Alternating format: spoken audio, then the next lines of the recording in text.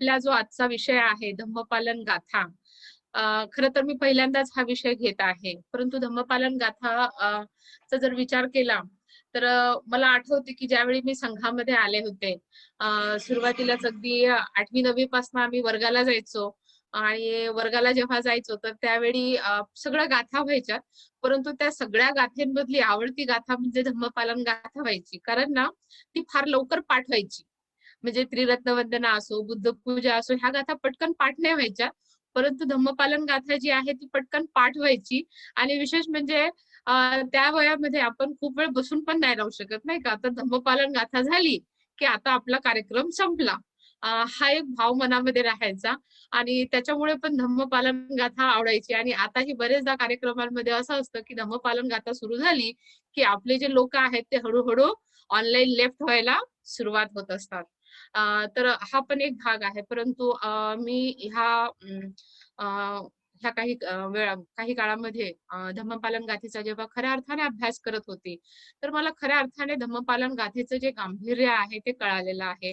आणि असं वाटलं की खरंच कुठलाही कार्यक्रमाचा आपण जेव्हा म्हणजे प्रत्येक कार्यक्रमाची सुरुवात ज्या पद्धतीने आपण त्रिशरण पंचशील, विधायक पंचशील आणि बाकीच्या गाथांनी करत असतो, तसा शेवट जर धम्मपालन गाथेने करत आहोत, तर त्या धम्मपालन गाथेसाठी सुद्धा उपस्थित राहणं खूप आवश्यक आहे.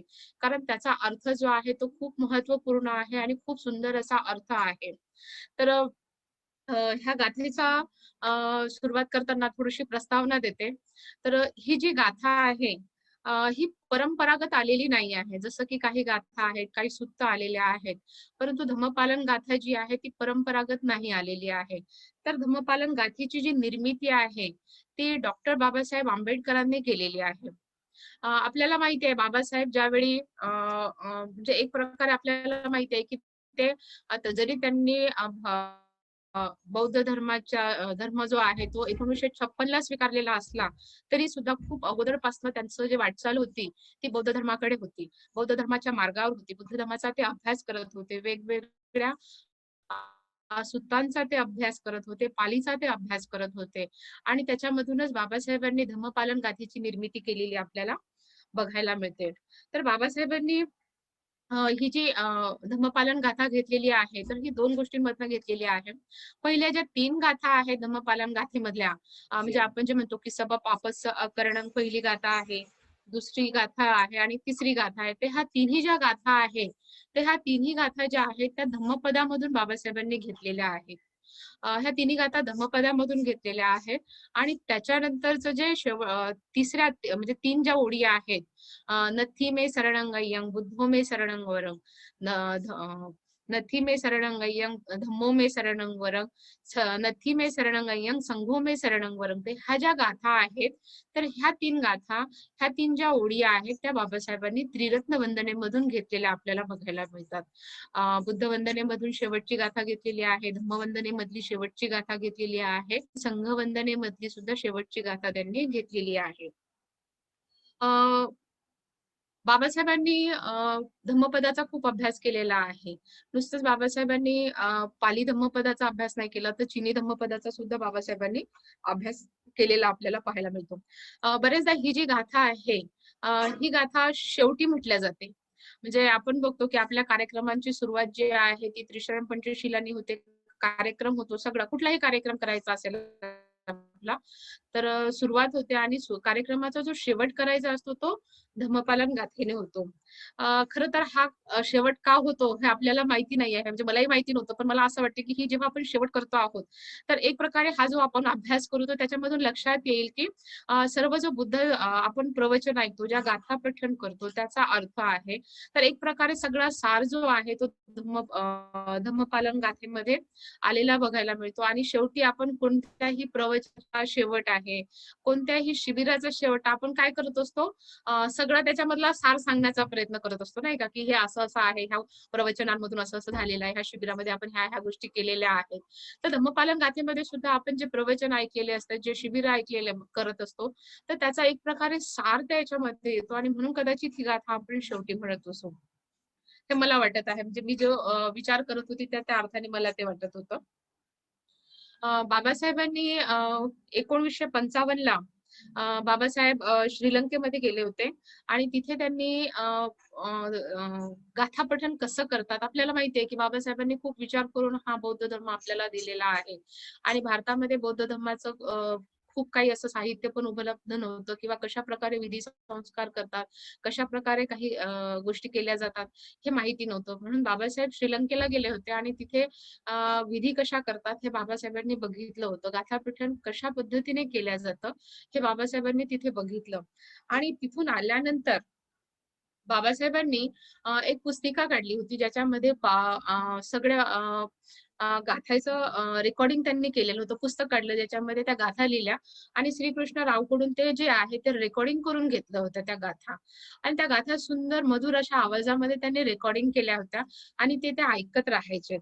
तर ह्या ज्या गाथा त्यांनी रेकॉर्डिंग करून घेतल्या होत्या तर तशाच पद्धतीने त्रिरत्न बौद्ध महासंघामध्ये ह्या गाथा पठण केल्या जातात. त्रिरत्न बौद्ध महासंघ भारत असो किंवा जगामध्ये कुठल्याही ठिकाणी त्रिरत्न बौद्ध महासंघाचे सेंटर आहे, जिथे जिथे त्रिरत्न बौद्ध महासभेचे लोक आहेत, तर ते लोक आपल्या कार्यक्रमांमध्ये त्या सेंटरमध्ये धम्मपालन गाथा जी आहे ती घेतात. आणि त्याचं महत्वाचं कारण म्हणजे आपल्यासाठी बौद्ध धर्म तर आहेच, परंतु बाबासाहेबांनी ही गाथा दिलेली असल्यामुळे तिला अतिशय महत्व आलेलं आहे. ती खूप महत्वाची आहे. तर धम्मपालन गाथा आपल्या सगळ्या सेंटरवर त्रिरत्न बौद्ध महासंघामध्ये सगळ्याच ठिकाणी जगामध्ये ज्या ज्या ठिकाणी त्रिरत्न बौद्ध महासंघ आहे त्या ठिकाणी ह्या गाथेचं पठण केल्या जातं. आणि बरेचदा आपण बघतो म्हणजे मी अभ्यास घेत आहे तर माझ्यासाठी जरी मी हा पहिल्यांदा घेत असेल, परंतु आपल्यापैकी बरेच धम्मचारिणी, धम्ममित्रांनी याचा अभ्यास केलेला असेल. बरेच लोक ह्या गाथेचा अभ्यास जो आहे तो जनरल शिबिरांच्या माध्यमातून आणि वर्गामधून सुद्धा जनरल जे वर्ग असतात त्या वर्गामधून सुद्धा वेगवेगळ्या गाथांचा अभ्यास करतात. तर तशाच प्रकारे धम्मपालन गाथेचा सुद्धा जो अभ्यास आहे तो आपल्याकडे केला जातो आणि मला आनंद होत आहे की नागपूर केंद्राने हा अशा प्रकारचा अभ्यास आयोजित केलेला आहे धम्मपालन गाथेचा आणि छान वाटलं की एक प्रकारे तुम्ही हा जो महिना आहे बुद्ध जयंतीपर्यंतचा म्हणजे डॉक्टर बाबासाहेब आंबेडकर जयंतीपासून बुद्ध जयंतीपर्यंत एक प्रकारे ते समर्पण केलेलं आहे. वेगवेगळ्या शिबिरांचं आयोजन केलेलं आहे. वेगवेगळ्या मालिका तुम्ही आयोजित केलेल्या आहेत. तर असं म्हणतात की कुठलीही गाथा जेव्हा आपण म्हणत असतो तर आपल्याकडे त्रिशरण पंचशील पासून आपण म्हणजे सर्वसाधारण कार्यक्रमांमध्ये त्रिशरण पंचशील, विधायक पंचशील, बुद्धपूजा, त्रिरत्न वंदना ह्या गोष्टी घेतल्या जातात आणि शेवटी धम्मपालन गाथा. परंतु कुठलीही गाथा जर म्हणत असू ना आपण तर त्याचा जो उच्चार आहे तो खूप व्यवस्थितपणे झाला पाहिजे. कारण पालीमधलं आपल्याला ज्ञान नसतं. आपण मराठीमध्ये कुठे अनुस्वार द्यायचा, कुठे सोडायचं हे आपण विचार करत असतो. परंतु पालीचं आपल्याला ज्ञान नसल्यामुळे आपण काय करतो सहजपणे गाथा म्हणत असतो. एखादा शब्द, एखादं अक्षर मिस होतं त्याच्यामधलं. परंतु त्या गोष्टीमुळे त्या गाथेचा जो अर्थ आहे तो पूर्णपणे वेगळा होऊन जात असतो. म्हणून कुठलीही गाथा म्हणत असताना त्या गाथेचा प्रत्येक शब्द आपण कसा म्हणतो, ती ओळ आपण कशी उच्चारतो याला खूप महत्व आहे. कारण त्यावर त्याचा जो अर्थ आहे तो अवलंबून असतो. त्याच्यामुळे कुठलीही गाथा म्हणत असताना आपण याचा विचार केला पाहिजे. आपले ज्येष्ठ धम्मचारी आहेत आदरणीय चंद्रबोधीजी हे नेहमीच गाथा पठण करणाऱ्यांना दुरुस्त करत असतात. नेहमीच ते वेगवेगळ्या गोष्टी सांगत असतात, की ह्या गाथेमध्ये काय होतं, आपण कुठल्या प्रकारे म्हणत असतो. तर चंद्रबोधी जे आहे ते नेहमीच आपले जे गाथांमधले जे उच्चार आहेत ते दुरुस्त करण्याचा प्रयत्न करत असतात. आणि खरंच ते खूप आवश्यक आहे. कारण मी जेव्हा अभ्यास करत होते, तर एकेका शब्दाचा, एकेका अनुस्वाराचा जेव्हा आपण अर्थ चुकीचा जर म्हटला, तर त्याचा पूर्णपणे अर्थ जो आहे तो वेगळा होत असतो. म्हणून आपण सर्वांनीच गाथा पठण करत असताना प्रत्येक शब्द जागृतपणे आणि स्पष्ट उच्चार आणि व्यवस्थितपणे त्या गाथा ज्या आहेत त्या पठण केल्या पाहिजेत. दुसरी एक महत्वाची गोष्ट आहे धम्मपालन गाथेमध्ये खरं तर म्हणजे अभ्यास करताना उद्याच्या दिवशी ती लक्षात येईल, की ह्या गाथेमध्ये धम्मचारी हा शब्द आलेला आहे. दुसरी जी ओळ आहे नाही का, दुसरी जी गाथा आहे त्याच्यामध्ये ही ओळ आलेली आहे. ज्याच्यामध्ये धम्मं चरे सुचरितं नथं दुचरितं चरे धम्मचारी सुखम सेती अस्मि लोके परमविच. तर धम्मचारी हा जो शब्द आलेला आहे त्याहीमुळे कधी कधी असं वाटतं की ह्या याच्यामधूनच आपण लोकांनी आपल्या संघामध्ये धम्मचारी धम्मचारिणी हा शब्द जो आलेला आहे तर त्याहीमुळे कदाचित ही गाथा जी आहे ती खूप महत्त्वपूर्ण ठरते. परंतु याच्यामधून आपण ह्या अर्थाचा सुद्धा म्हणजे या शब्दाचा अर्थ सुद्धा आपण उद्या बघणार आहोत, की धम्मचारी म्हणजे काय? किंवा मग संघामध्ये धम्मचारी का म्हटल्या जातं नाही का? धम्मचारी किंवा धम्मचारिणी हे का म्हटलं जातं? तर हे आपण बघणार आहोत. तर आपण प्रत्यक्ष आता धम्मपालन गाथेकडे बघणार आहोत. तर धम्मपालन जी गाथा आहे, तर त्याचा अर्थ आपण बघण्याचा प्रयत्न करत आहोत. तर धम्मपालन गाथेचा अर्थ काय आहे? तर धम्मपालन गाथा जेव्हा आपण वाचतो, तर त्याच्यामध्येच लिहिलेलं आहे, की धम्मपालन नाही का? धम्म म्हणजे आपल्याला माहिती आहे, की जे बुद्धांनी सांगितलेली शिकवण आहे, बुद्धांचे जे शब्द आहेत, बुद्धांचे जे वचन आहेत, नाही का? त्याला आपण धम्म म्हणतो. म्हणजे जे चांगलं आहे, जी गोष्टी आपल्याला विकासाकडे घेऊन जाते, जे सुत्त असेल, जी शिकवण आहे त्याला आपण धम्म म्हणतो. आणि मग पालन म्हणजे काय? तर असं म्हणतात, की पालन म्हणजे संरक्षण करता आहे, पालन करणारा आहे, आपलं रक्षण करणारा आहे. तर धम्म आपलं रक्षण करतो. जर आपण धम्माचं आचरण केलं, तर धम्म आपलं रक्षण करतो. तर खऱ्या अर्थाने ही गोष्ट इथे खूप महत्त्वपूर्ण आहे, की धम्म आपलं रक्षण कसं करतो? धम्म आपल्याला धम्म आपलं रक्षण कशा पद्धतीने करतो? तर ह्या गाथेचं जेव्हा आपण पठण करत असतो, तर ही गाथा आपल्याला योग्य मार्गावर चालण्यासाठी प्रवृत्त करत असते. योग्य मार्गावर चालण्यासाठी प्रेरणा देत असते. आणि जो मार्ग धम्म मार्गावर जो व्यक्ती धम्माचरण करतो, धम्म मार्गावर चालतो, तर तो खऱ्या अर्थाने अ, धम्माचरण करत असताना खरंच धम्म त्याचं रक्षण करत आहे. आजही बघत आहोत आपण असं म्हणू शकतो, की आपण जर मग आता एवढं आपण हे करत आहोत, तर ह्या काळामध्ये धम्म आपलं का रक्षण करत नाही? तर खऱ्या अर्थाने धम्मरक्षण करतो म्हणजे काय आपल्याला कुणाच्यापासून वाचवतो असं नाही आहे. तर खऱ्या अर्थाने आपण आपल्या मानसिकतेवर काम करण्यासाठी आज आपण बघू शकतो, की जगामध्ये अशा प्रकारची महामारी आहे. परंतु याही काळामध्ये आपण स्टेबल राहण्याचा प्रयत्न करत आहोत. आणि जे लोकं आहेत ते डिप्रेशनमध्ये जात आहेत. लोकं वैतागलेले आहेत. लोकांच्या घरामध्ये भांडणं सुरू आहेत. कारण जे लोकं 12-12 तास एकमेकांना बघायचे नाहीत, ते 24-24 तास एकमेकांच्या समोर आहेत. त्याच्यामुळे भांडणं वाढलेली आहेत. मुलं घरातल्या घरात आहेत. त्याच्यामुळे वैतागलेले आहेत मुलं. परंतु याही काळामध्ये आपण लोकं मात्र जे धम्माचं आचरण करण्याचा प्रयत्न करत आहेत, धम्मश्रवण करत आहेत, ते त्यांची मानसिकता जी आहे ती खऱ्या अर्थाने स्टेबल ठेवण्याचा, स्थिर ठेवण्याचा प्रयत्न करत आहेत. तर हे काय करत आहे? धम्म एक प्रकारे आपलं रक्षणच करत आहेत, नाही का? आज आपण इथे आहोत. आपण अभ्यास करण्याचा प्रयत्न करत आहोत. म्हणजे एक प्रकारे आपली मानसिकता उच्च ठेवण्याचा, चांगली ठेवण्याचा आपण प्रयत्न करत आहोत. तर हे एक प्रकारे धम्मामुळेच ते शक्य आहे. तर असं म्हणतात धम्म आपल्याला प्रेरणा देत असतो योग्य मार्गावर चालण्यासाठी. प्रेरित करत असतो, प्रोत्साहित करत असतो आणि त्या अर्थाने धम्म आपल्याला प्रोटेक्ट करत असतो, आपलं रक्षण करत असतो आणि म्हणूनच त्याचं नाव जे आहे ते धम्मपालन गाथा असं म्हटलेलं आहे. धम्मपालन गाथेमधले जसं मी सांगितले, की 3 ज्या गाथा आहेत त्या धम्मपदामधल्या आहेत. तर ती पहिली जी गाथा आहे सबपापस अकरणं. तर ही जी गाथा आहे धम्मपदामधली 183 नंबरची ही गाथा आहे. दुसरी जी गाथा आहे अ, न अ, धम्मं चरेषु चरितं नथं दुचरितं चरे. ही जी गाथा आहे ही धम्मपदामधली 168 नंबरची ही गाथा आहे. आणि तिसरी जी गाथा आहे नरावता धम्मधरो यावता बहुभासती. तर ही जी गाथा आहे ही धम्मपदामधली 159 नंबरची ही गाथा आहे. तर ह्या गाथा बाबासाहेबांनी धम्मपदामधून घेतलेल्या आहेत.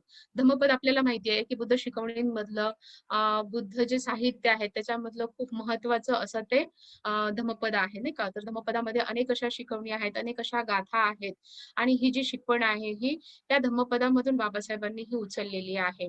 आणि असं म्हणतात, की ही गाथा घेताना असा प्रश्न पडतो, की ही गाथा बाबासाहेबांनी का घेतली असावी? तर असं म्हणतात, की या गाथेमध्ये पूर्णपणे बौद्ध धम्माचं सार आहे. आपण म्हणतो ना सार कशात असतं, नाही का, की एखादा म्हणजे बुद्ध धम्म जर थोडक्यात सांगायचा असेल, तर बुद्ध धम्म थोडक्यात कसा सांगायचा? तर एकंदरीतच पूर्ण बौद्ध धम्माचं जे सार आहे, ते एक प्रकारे धम्मपालन गाथेमध्ये आहे. याची एक छोटीशी स्टोरी सांगू इच्छिते तुम्हाला. अ, असं म्हणतात चीनचा एक राजा होता आणि एक भिक्षू होते. त्या भिक्षूचं नाव होतं अ, धर्मोदय. तर हे जे एक मिनिट. तर या भिक्षूंचं नाव होतं धर्मोदय, बोधिधर्म सॉरी. तर हे जे भिक्षू होते ते हे एकदा चीनमध्ये जातात आणि चीनच्या राजाला माहिती पडतं, की एक जे भिक्षू आहेत बोधिधर्म नावाचे चांगले भिक्षू चीनमध्ये आलेले आहेत आणि आपल्याला माहिती आहे, की राजे महाराजे जे होते त्या काळी तर बौद्ध लोकांचा खूप आदर सन्मान करायचे. बौद्ध भिक्षूंचा खूप आदर करायचे. त्यांना मान सन्मानाने आपल्या राजवाड्यामध्ये बोलवून घ्यायचे. तर हा जो चीनचा राजा असतो त्याला सुद्धा बोधिधर्माविषयी माहिती पडतं आणि ते मग बोधिधर्मांना आपल्या महालामध्ये आमंत्रित करतात. त्यांना आमंत्रित केल्यानंतर ते त्यांच्यासाठी सुंदर असं आसन करतात आणि ह्या राजाला म्हणजे बऱ्याच गोष्टींमध्ये आलेलं आहे, की राजे महाराजे जे असतात ते वादविवाद करण्यामध्ये एक्सपर्ट असतात. त्यांना त्या गोष्टींमध्ये आनंद मिळत असतो आणि दुसरी गोष्ट बौद्ध धर्माबद्दल जाणून घेण्याची सुद्धा इच्छा राहायची. तर आपल्या शिकण्याची सुद्धा त्यांना ती एक प्रकारे तशी संधी मिळत होती. तर हा बोधी धर्म ह्या भिक्षूंना चीनचे जे राजा आहेत तर ते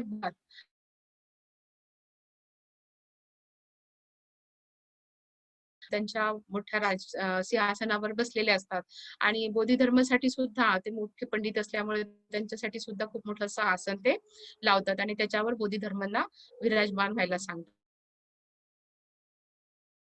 तर बोधी धर्म पण तिथे बसतात आणि हा राजा असं वाटतं, की आपण आता बोधी धर्माला एक प्रश्न विचारावा. तर तो बोधी धर्मांना विचारतो, की "बनते बोधी धर्मजी, तुम्ही बौद्ध धर्माचा जो सार आहे तो मला तुम्ही सांगा. बौद्ध धर्माचा जो सार आहे तो कशात आहे तो मला तुम्ही सांगा." आणि त्या राजाला असं वाटते, की चांगला प्रश्न मी विचारलेला आहे. आता 2-3 महिने ही चर्चा आपली सुरू राहणार आहे. तर तो चांगलं वाटतं त्याला, की चला आता 2-4 महिने आपल्याला चर्चेसाठी भिक्षू मिळालेले आहेत आणि आपली चर्चा आता चांगली चालणार आहे. पण बोधिधर्म जे आहेत, तर बोधिधर्म एका वाक्यामध्ये, एका गाथेमध्येच त्या बौद्ध धर्माचा सार त्यांना सांगत असतात. आणि ते काय म्हणतात, "सब पापस अकरणं कुशलस्य उपसंपदा सचित पर्योदपन एतं बुद्धान शासन." तर अशा प्रकारची गाथा म्हणतात आणि त्याचा अर्थ सुद्धा सांगतात, की कुठलेही पापकर्म न करणे, कुशल कर्म संपादन करणे आणि स्वतःचं जे चित्त आहे, मन आहे ते शुद्ध करणे हीच बुद्धाची शिकवण आहे. हीच बुद्धाची शिकवण आहे. तर जो चीनचा राजा आहे, त्याला मोठं आश्चर्य वाटतं, की यांनी 1-2 ओळीमध्ये मला हे सांगितलेलं आहे. तर तो म्हणतो, की असं कसं आहे? ही गाथा एवढी सोपी आहे, की याचं कुणीही लहान मुलगा जो आहे, कुणीही याचं पठण करू शकेल, नाही का? कुणीही ही गोष्ट सांगू शकेल. तेव्हा बोधिधर्म म्हणतात, की 7 वर्षाचा मुलगा सुद्धा याचं वाचन करू शकतो, ही गोष्ट सांगू शकतो. परंतु 80 वर्षाचा म्हातारा सुद्धा याचं आचरण करू शकत नाही. त्याच्यासाठी त्याचं आचरण करणं जे आहे ते खूप कठीण आहे. अशा प्रकारे बोधिधर्म त्या राजाला ती गोष्ट ते सांगतात, की ह्या याच्यामध्येच बौद्ध धर्माचं जे आहे ते सार आहे. कुठल्याही प्रकारचे कर्म न करणे आणि कुशल संपादन करणे. तर अशा प्रकारे ते ह्या गाथेचं महत्त्व आपल्या लक्षात येईल, की ह्या गाथेचं महत्त्व काय आहे किंवा बाबासाहेबांनी ही जी गाथा आहे, ही का घेतलेली आहे धम्मपालन गाथेमध्ये. या गाथा बाबासाहेबांनी का घेतलेल्या आहेत, की जेणेकरून बौद्ध धर्माचं सारच या गाथेमध्ये आहे.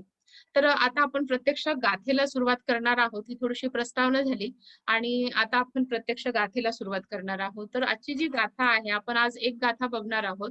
तर आजची जी गाथा आहे, पहिली जी गाथा आहे ती अशी आहे, "सब पापस्य अकरणं कुशलस्य उपसंपदा सचित पर्योदपनं एतं बुद्धान शासनं."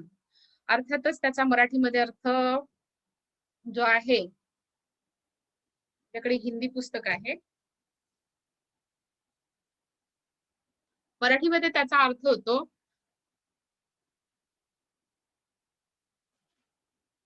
कोणतेही पाप न करणे, पुण्य संपादने, स्वचित्ताची शुद्धी करणे, ही बुद्धांची शिकवण आहे किंवा हे बुद्धाचे सांगणे आहे. तर सब्ब पापस्य अकरणं कुशलस्य उपसंपदा सचित पर्योदपनं एतं बुद्धानं शासनं. तर या गाथेमध्ये भगवान बुद्धाची जी अमूल्य शिकवण आहे, ज्याला आपण त्रिविध शिकवण म्हणतो, ज्याला आपण शील, समाधी, प्रज्ञा म्हणतो, ही शिकवण त्याच्यामध्ये सामावलेली आपल्याला बघायला मिळते. तर पहिली जे आहे सब्ब पापस्य अकरणं. सब्ब म्हणजे सर्व किंवा कुठलेही पापकर्म, अकरणं म्हणजे पापस्य म्हणजे पाप, म्हणजे न कर आणि करणं म्हणजे न करणे. तर एकंदरीतच कुठलंही पाप, सर्व प्रकारच्या पापकर्म न करणे, म्हणजेच कुठल्याही प्रकारचं पापकर्म न करणे याचा अर्थ होतो सब्ब पापस्स अकरणं. आपण कधी कधी बोलत असताना सब पापस करणं असं म्हणतो, तर याचा अर्थ काय होतो की मी सगळ्या प्रकारची पाप करेल, परंतु तिथला जो आहे हा खूप स्पष्टपणे उच्चारण्याची गरज आहे. मी सुरुवातीला जे म्हटलं की आपल्याला प्रत्येक गाथेचा जो शब्द आहे, जो उच्चार आहे, तो खूप महत्वपूर्ण आहे. त्याच्यामुळे आपण ते शब्द अतिशय व्यवस्थित आणि जागृतपणे उच्चारले पाहिजे. तर सब पापस अकरणं असं जर म्हटलं, तर त्याचा अर्थ होतो की कुठल्या सर्व प्रकारचे पाप, म्हणजे कुठल्याही प्रकारचं पापकर्म न करणे आहे, असा त्याचा अर्थ होतो. तर पापकर्म म्हणजे काय? पापकर्म म्हणजे काय? आपल्याला असं वाटते, की पापकर्म, पुण्यकर्म ह्या ज्या गोष्टी आहेत, ह्या हिंदू धर्मामधल्या आहेत, नाही का? परंतु पालीमध्ये पाप हा पण शब्द आलेला आहे, पुण्य हा पण शब्द आलेला आहे. आपण पण बरेचदा बघतो, की कधी-कधी प्रवचनांमधून, अभ्यासामधून आपल्याला समजलं जातं, म्हणजे आपल्या कानावर पडतं, की पुण्य संपादन केलं पाहिजे. तर थोडक्यात आपल्या भाषेमध्ये, संघाच्या भाषेमध्ये, आपल्या धम्माच्या भाषेमध्ये आपण कुशल आणि अकुशल त्याला म्हणतो. पुण्य म्हणजे पापकर्म म्हणजे अकुशल कर्म आणि पुण्य म्हणजे कुशल कर्म. तर पापकर्म जे आहे, तर पापकर्म म्हणजे काय म्हणतो आपण? तर पापकर्म जे आहे, अकुशल कर्म जे आहे, तर ते कसे घडतात? अकुशल कर्म म्हणजे कोणते? तर याच्या मागे बऱ्याच जणांनी भवचक्राचा अभ्यास केलेला असेल. मला म्हणजे बरेच जण इथे धम्मचारी पण दिसतात आणि बरेच जे आपले धम्ममित्र आहेत, जी.एफ.आरचे धम्ममित्र दिसतात. तर त्यांनी बरेचदा म्हणजे भवचक्राचा आपण अभ्यास केलेला आपण बघायला मिळतं. आपण केलेला आहे. आणि भवचक्रामध्ये पहिल्या वर्तुळामध्ये 3 प्राणी आपल्याला बघायला मिळतात. बघतो ना आपण 3 प्राणी? फक्त मान हलवली तरी चालेल, मला दिसून येतील काही जण. येस. तर ते जे 3 प्राणी आहेत ते कोणते आहेत? कोंबडा, साप आणि डुक्कर. तर हे जे 3 प्राणी आहेत, हे कशाचे प्रतीक आहेत? लोभ, द्वेष आणि मोह. तर असं म्हणतात सगळ्यांचा जो मेन आहे, कारण आहे, तर ते हे 3 विष आहेत, नाही का? तर ह्या 3 प्रकारच्या मानसिक अवस्थेमधून जे काही कर्म घडतं, ह्या 3 प्रकारच्या मानसिक अवस्थेमधून जे काही कर्म घडतं, त्याला एक प्रकारे अकुशल कर्म किंवा पापकर्म असं आपण म्हणतो. मग हे अकुशल कर्म किंवा पापकर्म कसं घडतं? ह्या 3 विषयांमधून हे पापकर्म कसं घडतं? तर पहिलं विष जर, आणि ह्या तिन्ही ज्या गोष्टी आहेत त्या एकमेकांवर डिपेंड आहेत बरेचदा. लोभामधून द्वेष निर्माण होतो. द्वेषामधून अज्ञानामधून लोभ निर्माण होतो. खरं तर मेन जे कारण राहतं आपलं ते अज्ञान असतं. अज्ञानामधून लोभ निर्माण होतो. लोभामधून द्वेष निर्माण होतो आणि त्याच्यामुळे मग आपल्याकडून हे जे अकुशल कर्म आहेत, हे जे पापकर्म आपण म्हणतो, हे आपल्याकडून घडत असतात. तर लोभ कसा असतो? तर आपण सर्वसाधारण जर आपण विचारलं तर आपण भौतिक वस्तूंचा लोभ सांगतो, नाही का? परंतु ह्या लोभामुळे काय होते, जर आपल्याला एखाद्या गोष्टीचा लोभ असेल, एखाद्या प्रतिष्ठेचा लोभ असतो, एखाद्या वस्तूचा लोभ असेल आणि ती जर आपल्याला मिळाली नाही, तर तिथे काय घडत असतं?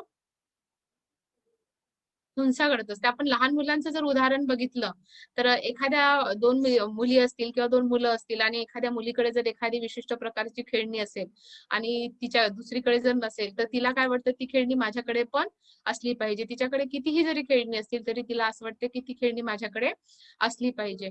आणि ती जेव्हा तिला मिळत नाही, तर तिच्या जवळची ती वस्तू घेण्यासाठी ती काय करत असते? प्रयत्न करत असते, भांडत असते आणि त्याच्यामधून मग काय होतं तिला? हिंसा घडते. मारतात मुली एकमेकांना, नाही का? मित्र-मैत्रीण जे आहेत, लहान मुलं जे आहेत, ते एकमेकांना मारामारी करतात एखाद्या वस्तूसाठी, ती मिळवण्यासाठी. आणि मग ते मारून जर मिळालं नाही किंवा नाही, तर मग त्याचं रूपांतर कशामध्ये होत असतं? द्वेषामध्ये होत असतं. तिने जर मला दिलं नाही, नाही का? तर त्यांच्या मनामध्ये त्या मित्रांबद्दल, त्या मैत्रिणीबद्दल काय होत असतो? द्वेष निर्माण होत असतो. तर असंच आपल्याही बाबतीत घडत असतं. आणि हे जेव्हा घडतं, तर एक प्रकारे पंचशिलेचं जे आचरण आहे ते आपल्याकडनं होत नाही. तर समजा जर लोभ असेल, तर त्याच्यामधून हिंसा निर्माण झाली, तर आपण काय करतो? पहिलंच जे शिल आहे ते तोडत असतो. समजा आपल्याला एखादी गोष्ट पाहिजे आहे आणि आपल्यासाठी वस्तूंचं मारामारी करत नाही आपण. तो आपल्या मनामध्ये मात्र मग द्वेष राहत असतो. मनातून आपण समजा जर मला एखाद्या मैत्रिणीकडून एखादी गोष्ट मिळाली नाही किंवा प्रतिष्ठेचा लोभ असतो आपल्यामध्ये नाही का? कधी-कधी पुढे येण्याचा लोभ असतो, अहंकार असतो आणि त्यात तो जर आपल्याला मिळाला नाही, तर आपल्या मनामध्ये काय होतं एकमेकांबद्दलचा द्वेष निर्माण होतो. मग आपण हिंसा कशी करतो तिथे? तर एकमेकांना टामणे-टोमणे देणं असतात नाही का? टोमणे मारणं आहे, त्यांच्याविषयी चुकीचं बोलणं आहे, कंपेअर करणं आहे. तर ह्या गोष्टी आपल्याकडून घडत असतात आणि ह्या जेव्हा घडतात, तर याच्यामध्ये 5ही शिलांचं जे आहे, ते आचरण होत नाही. ते एक प्रकारे शिलाचरण न करणं म्हणजे हिंसा करणं, चोरी करणं, व्यभिचार करणं, खोटं बोलणं अ, आणि मद्यपान करणं, ह्या ज्या गोष्टी आहेत, तर ह्या सगळ्या गोष्टी अकुशल कर्मामध्ये मोडतात आणि ह्या सर्व गोष्टी जेव्हा घडतात, तर त्याच्या मागचं कारण असतं हे जे 3 विषय आहेत लोभ, द्वेष आणि मोह आणि याहीपेक्षा आपल्याला 6 उपक्लेश माहिती असतील, तर ह्या उपक्लेशांमधून सुद्धा ह्या ज्या गोष्टी आहेत त्या घडत असतात. तर याचं मेन कारण असतं ह्या गोष्टी. तर मग अकुशल आपण कोणतं हे आहे, तर आपण हिंसा आपण म्हणतो. हिंसा आपल्याकडनं कशी होत असते, नाही का? आपण चोरी करत असतो. चोरी म्हणजे आपण डायरेक्ट चोरी नाही करत, परंतु अनेक प्रकारच्या ज्या चोरी आहेत, अनेक प्रकारचे जे न दिलेली गोष्टी घेणं आहे, हे आपल्याकडनं होत असतात. तर याला सुद्धा आपण चोरी म्हणतो. कधी-कधी आपण आता आपल्याला सगळ्यांनाच माहिती आहे, की आपण प्रत्यक्ष चोरी करत नाही, परंतु आपल्या मैत्रिणी असतील, आपले मित्र असतील, तर त्यांची वस्तू आपण सहज वापरून घेतो, त्यांना न विचारता. तर ही सुद्धा एक प्रकारची चोरी होत असते. एकमेकांना आपण असं मारत नाही, नाही का? पण कधी-कधी मारतो पण.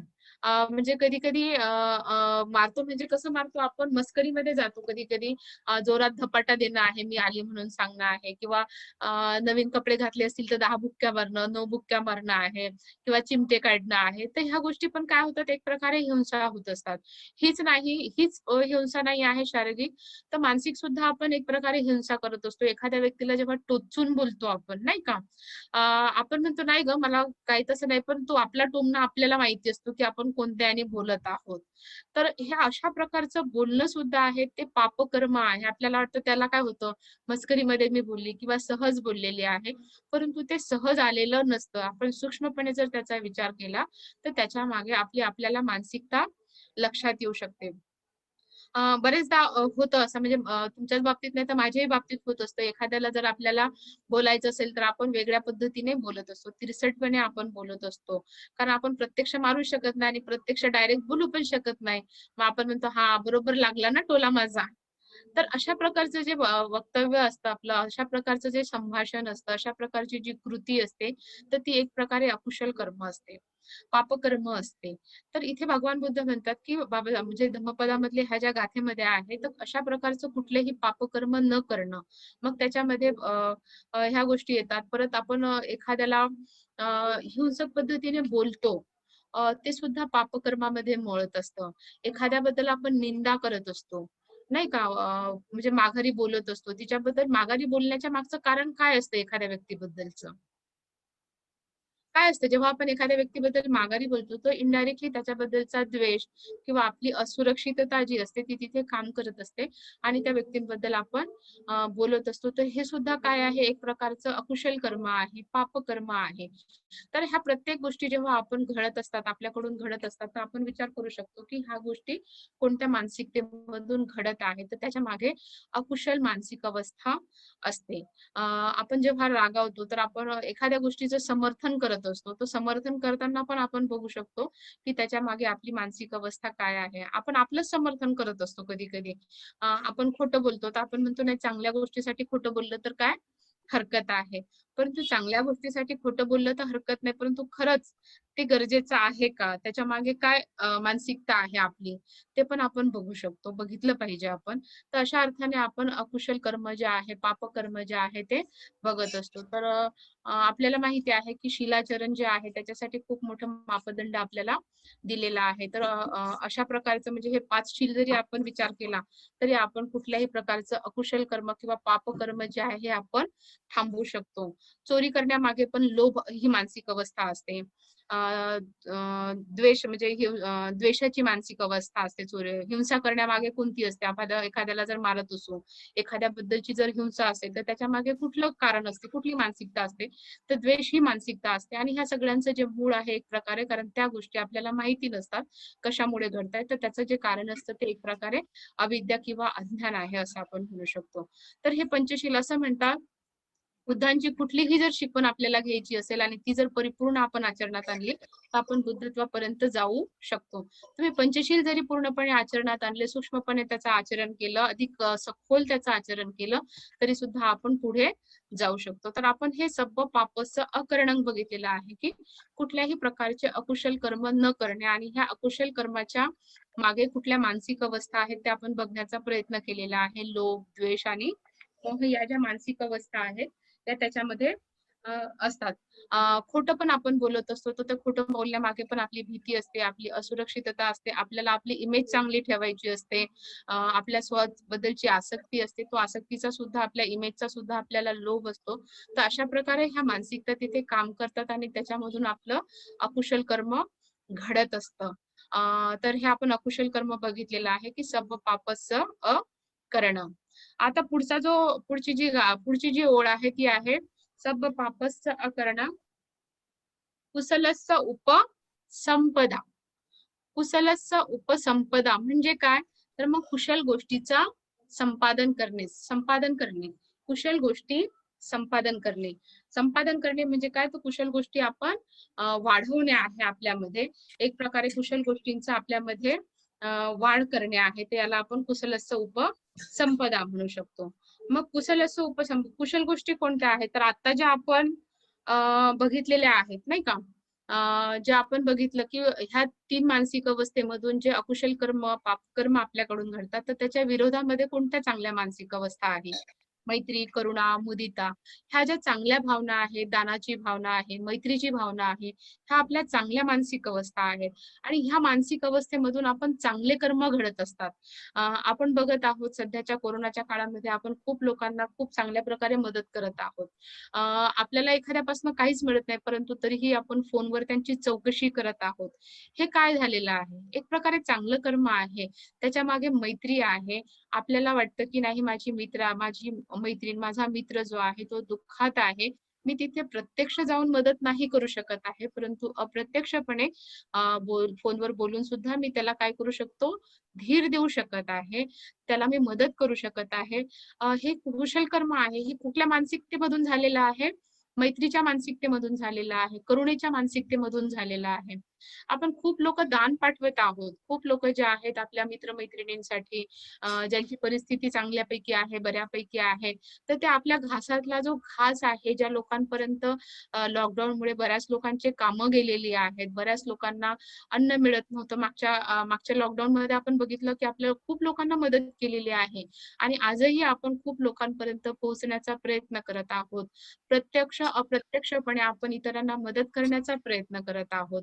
प्रत्येक जण मी बघितलं, की आमच्याकडे पण काही जेव्हा मित्र होते ते ॲडमिट होते आणि त्यांना काही गोष्टींची गरज होती. तर प्रत्येक जण आपापल्या परीने त्यांच्यासाठी धडपड करत आहे. त्यांना एखादी गोष्ट मिळवण्यासाठी प्रयत्न करत आहे. त्यांना दुःखातून बाहेर काढण्यासाठी मदत करत आहे. तर ही चांगली भावना कुठून निर्माण झालेली आहे? मैत्री, करुणा, मुदिता ह्या भावनेमधून ह्या ज्या चांगल्या मानसिकतेमधून हे कुशल कर्म होत आहे आपलं. आणि मग नुसतंच आपण म्हणत नाही आहोत, तर प्रत्यक्ष कृती करत आहोत. प्रत्यक्ष आपल्या घासातला घास आपण आपल्या मित्रांपर्यंत, आपल्या मैत्रिणींपर्यंत आणि मित्र-मैत्रिणीच नाही, म्हणजे तेवढ्या लिमिटेड लोकांपर्यंतच आपण मर्यादित नाही आहोत. फक्त आपल्या संघातल्या लोकांपर्यंतच मर्यादित नाही राहत आहोत. तर जगामध्ये ज्या ठिकाणी दुःख आहे, ज्या ठिकाणी लोकांना गरज आहे, तिथपर्यंत आपण पोहोचवण्याचा प्रयत्न करत आहोत. आपण मेत्ताभावना करत आहोत. आपल्याकडनं काहीच होत नाही आहे, तर आपण विचार करतो, की मी काही नाही तर कमीत कमी मैत्री भावना तरी मी करू शकते, जेणेकरून माझी जी मानसिक अवस्था आहे ती चांगली राहील. माझ्या मनामध्ये इतरांबद्दल मैत्रीची भावना राहील. तर ही काय आहे, एक प्रकारे कुशल संपादन करत आहोत आपण. अ, पहिल्या ओळीमध्ये आपण शील बघितलेला आहे आणि दुसऱ्या ओळीमध्ये असं म्हणतात, की समाधी या ओळीमध्ये आहे. तर समाधीचा सर्वसाधारण सर्वात सोपा अर्थ काय होतो, की कुशल मानसिक अवस्थेचा प्रवाह म्हणजे समाधीची अवस्था आहे. कुशल मानसिक अवस्थेचा प्रवाह. तर हा प्रवाह नुसतं उशीवर बसूनच घेता येतो का आपल्याला? आपण जेव्हा ध्यानामध्ये असतो, तेव्हाच आपल्याला समाधीची अवस्था प्राप्त होते का? तेव्हाच आपण त्याचा अनुभव घेऊ शकतो का? तर कधी-कधी अप्रत्यक्षपणे पण ह्या गोष्टीचा अनुभव घेतो. आपण कधी-कधी चांगल्या मानसिकतेत असू तर आपण खूप चांगलं फील करत असतो. खूप आनंद आपल्याला मिळत असतो. तर ह्या प्रकारे कुशल जेव्हा आपण संपादन करत असतो, तर एक प्रकारे समाधीच्या अवस्थेमध्ये आपण जाण्याचा प्रयत्न करत असतो. कुशल मानसिक प्रवाहामध्ये राहत असतो आणि याच्या मागे महत्त्वाचं राहते आपली याच्या मागे जसं पहिल्या याच्यामध्ये काही मानसिकता आहे, तर याच्या मागे सुद्धा आपल्या चांगल्या मानसिक अवस्था आहे. मग कुशल संपादन करताना आपण इतरांना मदत करतो, इतरांबद्दल प्रेमाने बोलतो, आपण दान देत असतो, नाही का? मित्रांना, मैत्रिणींना आपण सहज अभयदान देत असतो. त्या दिवशी सुभूतींनी जे प्रवचन दिलं त्याच्यामधून खूप लोकांना प्रेरणा मिळाली. खूप लोकांना असं वाटलं, की आज लोकांना गरज आहे, तर मी कोणत्या पद्धतीने मी मदत केली पाहिजे. आपल्या जीवावर उठून आपण आपल्या स्वार्थाच्या पलीकडे जाऊन आपण लोकांसाठी किंवा मदतीची भावना आपल्या मनामध्ये येत असते. एक प्रकारे उदारतेची भावना येत असते. तर ही एक प्रकारे कुशल मानसिक अवस्था आहे किंवा कुशल संपादन करणं आहे. पण एक गोष्ट लक्षात ठेवली पाहिजे, आपण कधी-कधी दान देतो. म्हणजे इथे ही गोष्ट खूप महत्त्वाची आहे, की प्रत्येक गोष्टीमागचा उद्देश किंवा प्रत्येक गोष्टीमागची मानसिकता जी आहे ती खूप महत्त्वपूर्ण आहे. आपण दान देत असतो आणि आपल्याला असं वाटते, की ते जर दान मी दिलं आहे, तर मी एवढं चांगलं दान दिलेलं आहे, नाही का? तर माझं नाव झालं पाहिजे किंवा माझं नाव घेतलेलं नाही. मी दान दिलं, परंतु एकानेही माझं नाव घेतलं नाही. तर तिथे तुमचं कुशल कर्म जे आहे ना, ते एक प्रकारे कमी होतं. कारण तिथे तुम्ही नावासाठी दान दिलेलं आहे. कुठल्यातरी अपेक्षेने तुम्ही दान करत आहात. कुठल्यातरी अपेक्षेने तुम्ही चांगली कृती करत आहात. तर चांगली कृती करत असताना निस्वार्थपणे त्या कृती झाल्या असतील, तर ते योग्य कुशल कर्म होतं. नाहीतर ते कुशल कर्म आपलं होत नाही. म्हणून असं म्हणतात, की प्रत्येक कृतीमागे आपली मानसिक अवस्था काय आहे किंवा आपला उद्देश काय आहे, हे खूप महत्वाचं आहे. आपण एखाद्यासोबत खूप मैत्रीने बोलत आहोत, परंतु आपल्याला माहिती आहे का ते बोलत असताना माझ्या मनामध्ये कोणते विचार आहेत, माझा उद्देश काय आहे. तो उद्देश लक्षात घेणं खूप महत्वाचं आहे. त्या उद्देशामध्ये जर ह्या 3 गोष्टी असतील, चुकीच्या गोष्टी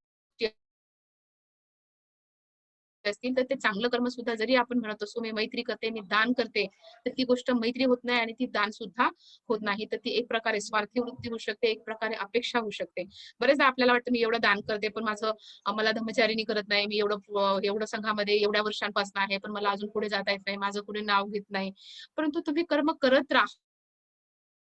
मग करा त्या गोष्टीचं. तुम्हाला म्हणजे त्याचे योग्य जे परिणाम आहेत ते मिळतील आपल्याला. परंतु आपण जे आहोत तर त्या अपेक्षेने जर आपण काम करत असू, आपला जर उद्देश क्लिअर नसेल, तर आपलं ते कुशल कर्म होत नाही. एखाद्यासोबत आपण मैत्री वाढतो. तर काय राहतात, की अ, अ, हे लोकं इथले आहेत नाही का? मग ह्या ब्रह्मचारिणीसोबत जर मी मैत्री केली तर मला पुढे जायला मिळेल नाही का? मग माझी लवकर दीक्षा होऊ शकते किंवा मग ह्या ब्रह्मचाऱ्यांसोबत जर मी ह्या ब्रह्मचारींच्या वर्गात राहिली, ही ब्रह्मचारिणीला जर मी कल्याण मित्र केलं, तर माझी पटकन दीक्षा होऊ शकते. असा उद्देश असतो आपला बरेचदा. किंवा एखाद्या सोबत मैत्री करताना आपण कधी-कधी श्रीमंत गरीब असा सुद्धा भेद करत असतो. ही कशाप्रकारे आहे, ही शिकलेली आहे की अशिक्षित आहे, असा सुद्धा आपण विचार करत असतो. आणि ह्या अवस्थेमध्ये जी आपण कृती करतो ती खरंच कुशल कृती होऊ शकत नाही. कारण त्याच्या मागचा जो तुमचा उद्देश आहे, तो तुम्हालाच माहिती असतो की याच्या मागचा उद्देश काय आहे. तर मैत्री सुद्धा करत असताना आपण निस्वार्थपणे केली पाहिजे. तिथे कुठल्याही प्रकारची अपेक्षा करू नये आपण, की म्हणजे ही चांगलीच आहे. मैत्री हे निस्वार्थ भावना आहे. नाही का, ती अनुभवण्याची गोष्ट आहे. तर त्याच्यामध्ये सुद्धा आपण काय करत असतो, आपले वेगवेगळे जे उद्देश आहेत ते त्याच्यामध्ये मिक्स करत असतो आणि त्याला धरून आपण मैत्री करत असतो.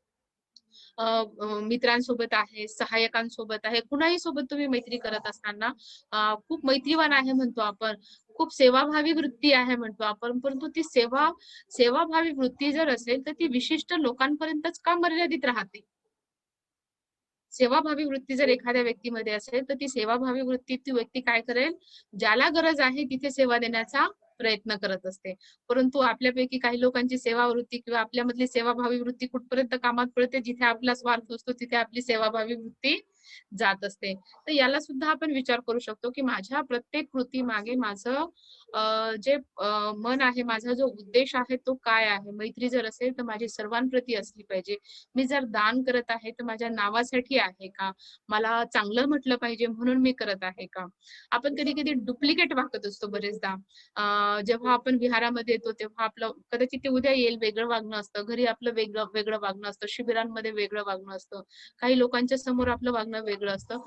तर याही गोष्टी आपण बघितल्या पाहिजे, की आपण कशाप्रकारे आचरण करत आहोत. तर ह्या गोष्टी जर आपण मैत्री, करुणा, मुदिता ह्या भावनेमधून जर आपल्या कृती होत असतील आणि निस्वार्थ भावनेमधून जर आपलं चांगलं कर्म होत असेल, तर ते निश्चितच कुशल कर्म आहे आणि त्यालाच समाधीची अवस्था सुद्धा म्हटल्या जातं. म्हणजे एक प्रकारे कुशल मानसिक अवस्था म्हटल्या जातं. त्याला आपण समाधी म्हणतो. तर ह्या 2 गाथांमध्ये आपण बघितलं. पहिल्या गाथेमध्ये बघितलेलं आहे, की कुठल्याही प्रकारचं पापकर्म न करणे आणि दुसऱ्या गाथेमध्ये बघितलेलं आहे आपण, की कुशल संपादन करणे. आता तिसरी जी ओळ आहे ती आपण बघणार आहोत. तर तिसरी ओळ आहे सचित परियोदपनं एतं बुद्धानं शासनं. सचित म्हणजे स्व म्हणजे चित्त आहे, स्वतःच आहे. स्व म्हणजे स्वतःचं. चित्त चित्त म्हणजे स्वतःचं मन, हृदय. चित्त हिंदीमध्ये म्हणतो, चित्त पण म्हणतो आपण, चित्तशुद्धी म्हणतो. चित्त आहे, मन आहे, हृदय आहे, आपले विचार आहे, आपल्या भावना आहे. तर याला आपल्याला शुद्ध करायचं आहे. आणि हीच काय आहे बुद्धांची शिकवण आहे. तर स्वतःचं मन शुद्ध करणं म्हणजे काय? तर हे आपण पाहण्याचा थोडक्यात प्रयत्न करणार आहोत. तर स्वतःचं मन शुद्ध करणं म्हणजे काय? तर मग आपलं मन कशाने गढूळ आहे? शुद्ध करायचं असेल तर पहिले गढूळ काय आहे ते बघितलं पाहिजे ना. तर असं म्हणतात, की आपलं जे मन अशुद्ध आहे, तर अज्ञानाने आपलं मन जे आहे ते अशुद्ध आहे. आपल्याकडनं जे अकुशल कर्म घडत आहेत, ते अज्ञानामधून आपले जे अकुशल कर्म आहेत ते घडत असतात. आणि मग हे अज्ञान जर आपल्याला नष्ट करायचं असेल, तर आपल्याला प्रज्ञेचा विकास करण्याची गरज आहे. आणि मग प्रज्ञेचा विकास करण्याची गरज आहे आणि त्याचबरोबर ज्या 3 शुद्धी सांगितलेल्या जातात, नाही का? काया कायेची शुद्धी, मनाची शुद्धी आणि वाचेची शुद्धी. तर ह्या 3 शुद्धी सुद्धा आपल्याला करण्याची गरज आहे. तर आपण पहिले ह्या 3 शुद्धी बघण्याचा प्रयत्न करणार आहोत. आपण सर्वांनी बघितलेलंही आहे, की कायेची शुद्धी म्हणजे काय? तर दसशील जे आहेत, आपण सर्वजण जे म्हणत असतो, तर ते पंचशील म्हणतो बरेचदा. परंतु असं म्हणतात जे धम्मचारिणींची दीक्षा होते, तर त्यांना दसशील दिले जातात. दसशिलाचा अभ्यास केला जातो. दसशील दिले जातात. आणि जी.एफ.आरच्या शिबिरांमधून सुद्धा आपण दसशिलाचा अभ्यास घेत असतो. तर कायेची 3, मनाची 3 आणि वाचेचे हे 4 शील आहेत. तर कायेची शुद्धी, मनाची शुद्धी आणि वाचेची शुद्धी ह्या 3 प्रकारच्या शुद्धी आहेत. मग कायेची शुद्धी काय आहे? तर 3 प्रकारचे शील त्याच्यामध्ये दिलेले आहेत. तर 3 जी शिला आहेत त्याच्यामध्ये कायेची शुद्धी होते. तर 3 शील कोणत्या आहेत? कायेचे जे 3 शिला आहेत ते कोणत्या आहेत? पाणातिपाता वेरमणी सिक्खापदं समादियामी. आदिन्नदाना वेरमणी सिक्खापदं समादियामी आणि कामी सुमेच्छाचारा वेरमणी सिक्खापदं समादियामी. म्हणजे हिंसा करणार नाही, चोरी करणार नाही आणि व्यभिचार करणार नाही. हे 3 शील जे आहेत ते कायेशी संबंधित आहेत. हिंसा करणार नाही, चोरी करणार नाही आणि व्यभिचार करणार नाही. तर आता मी ते शील पूर्ण तुम्हाला सांगणार नाही आहे. परंतु आपल्याला माहिती आहे, की हे 3 शील जे आहेत ते कायेशी संबंधित आहे. तर हिंसा करणार नाही, तर मी शारीरिक पद्धत म्हणजे ह्या 3 शिलांनी आपण कायेची शुद्धी आपली होत असते. पुढचे जे शिला आहेत ते वाचेचे 4 शिले दिलेले आहेत. त्याच्यामध्ये आहे मुसावादा वेरमणी सिक्खापदं समादियामी. फरुस्स वाचाय वेरमणी सिक्खापदं समादियामी. संप फलापा वेरमणी सिक्खापदं समादियामी. पिसूण वाचाय वेरमणी सिक्खापदं समादियामी. म्हणजेच याचा मराठीमध्ये काय अर्थ होतो? सत्यतापूर्ण संवाद म्हणजे सत्यतापूर्ण संवाद, प्रिय संवाद, उपयुक्त संवाद आणि सामंजस्यपूर्ण संवाद. तर हे 4 शिले जे वाचेचे दिलेले आहेत, मनाचे सुद्धा 3 दिलेले आहेत आणि कायाचे सुद्धा 3 दिलेले आहेत. परंतु वाचेचे जे शील आहेत ते 4 दिलेले आहेत. कारण आपल्या ज्या बऱ्याचशा अकुशल गोष्टी घडत असतात, आपल्याकडनं ज्या खूप गोष्टी घडत असतात, त्या वाणीमधून घडत असतात, त्या वाचेमधून घडत असतात. वाचेमधून आपल्याकडनं हिंसा सुद्धा होत असते, इतरांचे मन दुखावल्या जातात, लोक तोडली जातात आणि वाचेमुळे आपल्यामध्ये विसंवाद सुद्धा निर्माण होत असतो. तर हे 4 जे आहेत ते वाचेची शिलं दिलेली आहे आणि पुढची जी 3 शिलं दिलेली आहेत, तर ही 3 शिलं जी आहेत ती मनाशी संबंधित आहेत. पिसून वाचाय वेरमणी सिक्खापदं समादियामि. अभिज्जाय वेरमणी सिक्खापदं समादियामि.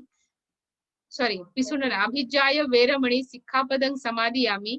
व्यापादा वेरमणी सिक्खापदं समादियामि.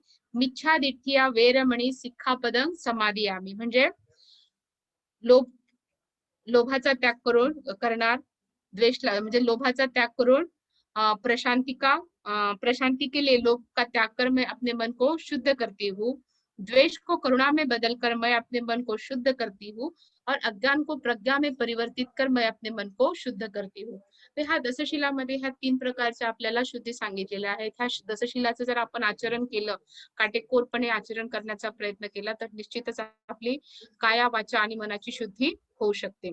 आणि याच्यामध्ये जे समाधी सांगितलेली आहे, प्रज्ञा सांगितलेली आहे याच्यामध्ये, तर एक प्रकारे अज्ञान जर आपल्याला नष्ट करायचं असेल तर आपल्यामध्ये आपल्याला प्रज्ञेचा जो विकास आहे, कारण ह्या ज्या गोष्टी घडतात तर ह्या अविद्येमधून घडत असतात. आपल्या मग अविद्या कशाला म्हणतो आपण, तर आपल्याला कधी कधी एखादी गोष्ट समजत नाही, त्याला आपण काय म्हणतो, हे माझं अज्ञान होतं, नाही का.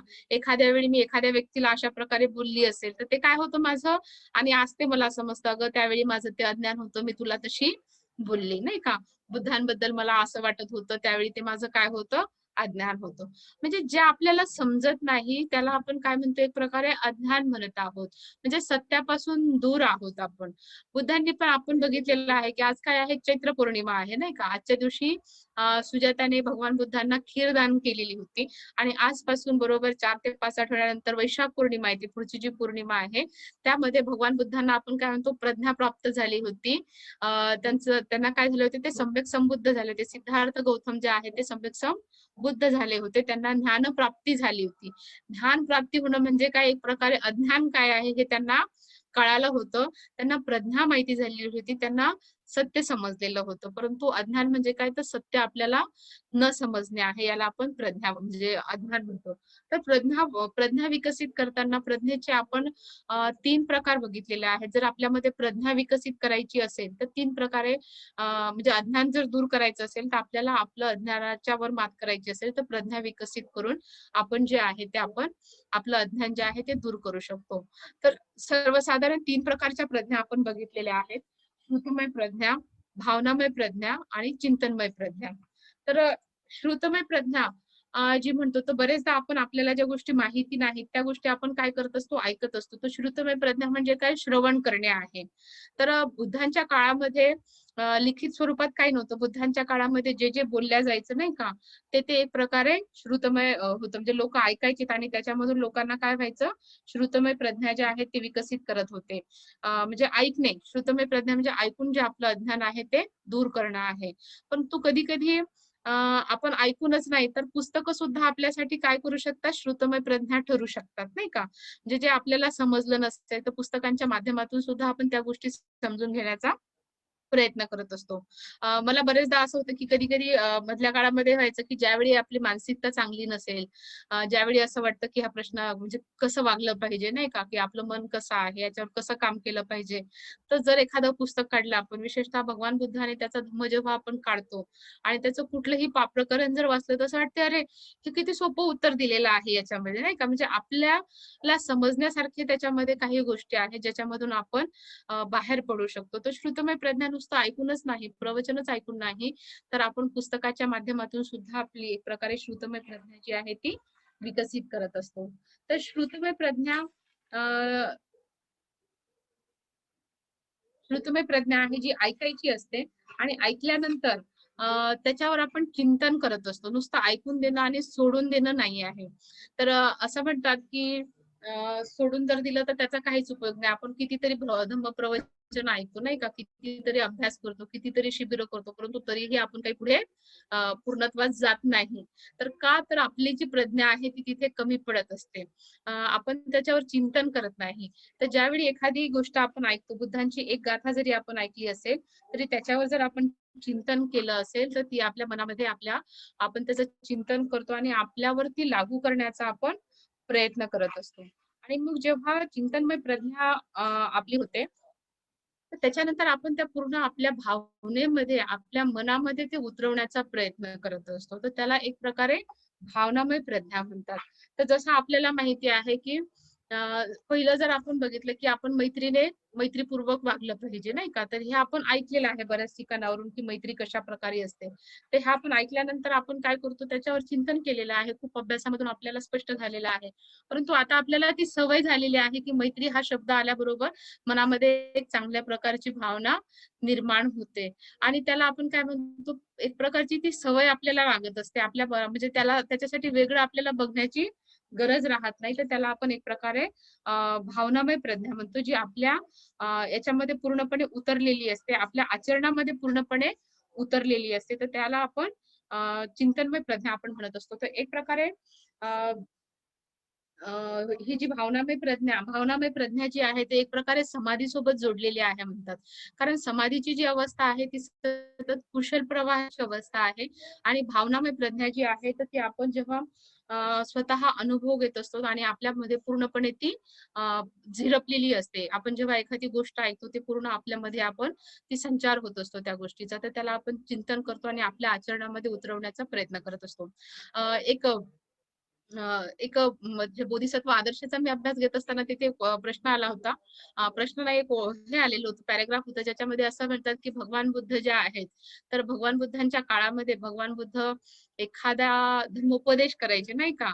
तर त्यावेळी खूप लोकांना निर्वाण प्राप्त व्हायचं, बुद्धत्व प्राप्त व्हायचं. एखादा शब्द जरी भगवान बुद्धांनी उच्चारला, एखादं काही जरी म्हटलं असेल, एखादी गाथा म्हटली असेल, तरी पण तिथल्या लोकांना काय व्हायचं, त्यावेळी लोकांना बुद्धत्व प्राप्त व्हायचं, अनंतपद प्राप्त व्हायचं. पण तेच शब्द, त्याच गाथा आपण कितीदा म्हणतो, ते शब्द आपण कितीदा उच्चारतो, पण आपल्यावर त्याचा काही फरकच पडत नाही.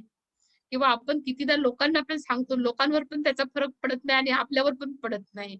तर तिथे असं म्हटलं जातं, की तो बुद्धांचा अनुभव होता, नाही का? जो प्रॅक्टिस करतो तो त्याचा जो प्रभाव असतो तो खरंच खूप सुंदर पडत असतो. तो त्यांचा अनुभव असतो आणि त्याच्यामुळे तो प्रभाव पडायचा. आपलं काय होते, आपण खूप सांगतो, आपलं आचरण मग कमी पडतं, आपली प्रॅक्टिस कमी पडते आणि त्याच्यामुळे होते. तर त्या बुद्धांचं म्हणजे ते जे लोकं आहेत, ते ऐकणारे पण लोकं काय करायचे, नुसतंच ऐकायचे नाही, ऐकून सोडून द्यायचे नाही. तर ते कानाने ऐकायचे, त्याच्यावर चिंतन करायचे आणि ते पूर्णपणे आपल्या आचरणामध्ये उतरवत होते आणि म्हणून त्यांना पटकन त्या पद्धतीने त्या गोष्टीचा लाभ होत होता. तर अशा प्रकारे आपण समाधी जी गोष्ट आहे ही बघण्याचा प्रयत्न केलेला आहे. एक प्रकारे समाधी नाही सॉरी अविद्या जर घालवायची असेल तर आपल्याला प्रज्ञा विकसित करण्याची गरज आहे आणि ह्या ओळीचा जो अर्थ आहे तो तोच आहे की सचित परियोदपन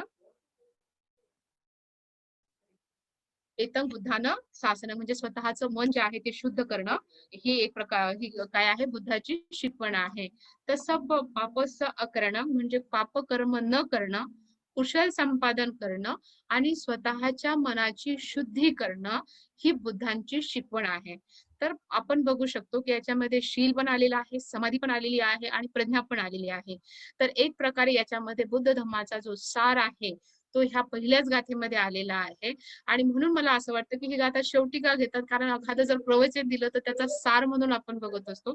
तो खूप सुंदर अशी ही गाथा आहे, की अकुशल कर्म आपण करू नये. आपण पुण्य संपादन केलं पाहिजे आणि आपल्या मनाची जी शुद्धी आहे, तो लोभ, द्वेष, मोहापासून, अज्ञानापासून आपल्याला आपलं मन जे आहे ते शुद्ध करायचं आहे. काया, वाचा, मनाने आपल्याला आपलं मन शुद्ध करायचं आहे आणि ही भगवान बुद्धांची काय आहे? शिकवण आहे. तर आजच्या दिवशी हा आपण पाहण्याचा प्रयत्न केलेला आहे. थोडक्यात आपण प्रस्तावना बघितलेली आहे, की या गाथा कुठून आलेल्या आहे. आणि आणखी एक गोष्ट फक्त इथे जाता-जाता सांगावी वाटते, की शिलाचरणाला खूप महत्त्व आहे. बाकीच्या धर्मांमध्ये जे स्थान देवाला आहे, बाकीच्या धर्मांमध्ये जे स्थान देवाला आहे, ते स्थान बौद्ध धर्मामध्ये नीतीला आहे आणि शीलाला आहे. ज्याचं शील चांगलं असेल, तो खऱ्या अर्थाने नीतिवान आहे किंवा त्याची समाधी सुद्धा चांगली असते. तर ह्या गोष्टी आपण बघितलेल्या आहेत आणि दुसरं महत्त्वाची गोष्ट म्हणजे आणखी एक गोष्ट इथे जाता-जाता सांगते, की मन जर शुद्ध करायचं असेल, आपल्या मनाकडे जर बघायचं असेल, तर मनाकडे बघण्याचा ध्यानासारखा दुसरा आरसा नाही आहे. आपल्याला जर आपल्या मनाला शुद्ध करायचं असेल, तर आपल्या मनामध्ये काय वाईट आहे, काय अकुशल आहे, ते जर आपल्याला बघायचं असेल, तर आपल्याला ध्यान करण्याची गरज आहे. ध्यान सरावाची गरज आहे आणि ध्यान सरावामधून आपल्याला स्वतःच्या मनाकडे बघता येते आणि मनाची शुद्धी करता येते. अकुशल कर्माकडे बघता येते, कुशलाकडे बघता येते. ध्यान हे खूप महत्त्वाचं आहे. परंतु ध्यान म्हणजे नुसतं उशीवर 20 मिनिटं बसणं, 1 तास बसणं, याला आपण ध्यान म्हणू शकत नाही. त्यात ते करणं आवश्यक आहे. उशीवर बसणं खऱ्या अर्थाने आवश्यक आहे. परंतु त्याचं जोपर्यंत प्रत्यक्ष कृतीमध्ये उतरवत नाही, तोपर्यंत आपण त्याचा परिणाम बघू शकत नाही. तर ध्यान ही खूप महत्त्वाची गोष्ट आहे याच्यामध्ये. ध्यानासारखा आरसा नाहीये आपल्यासाठी. तर बंधूंनो आणि भगिनींनो, आपण मला ऑनलाईन असल्यामुळे सगळे शांतच ऐकतात कारण सगळ्यांची जे ऑडिओ आहेत ते बंद असतात. परंतु तरीही आपल्याकडे मी जेव्हा बघत होते, जेवढे लोकं मला स्क्रीनवर दिसतायत, तर खूप ग्रहणशीलतेने खूप याने मला ऐकलेलं आहे. तर आपणा सर्वांचंच मी खूप खूप पुण्यानुमोदन करते, आभार व्यक्त करते आणि अ, मला जे समजलं, मला जे पटलं म्हणजे खूप पुस्तकी भाषा मी वापरण्याचा प्रयत्न नाही केला. तर मला जे सहज साध्या शब्दामध्ये सांगता येईल असा मी प्रयत्न केलेला आहे. आपण सर्वांनी मला ऐकलं त्याबद्दल मी आपल्या सर्वांचं खूप खूप धन्यवाद करते. खूप खूप पुण्यानुमोदन करते आणि इथेच थांबते. धन्यवाद.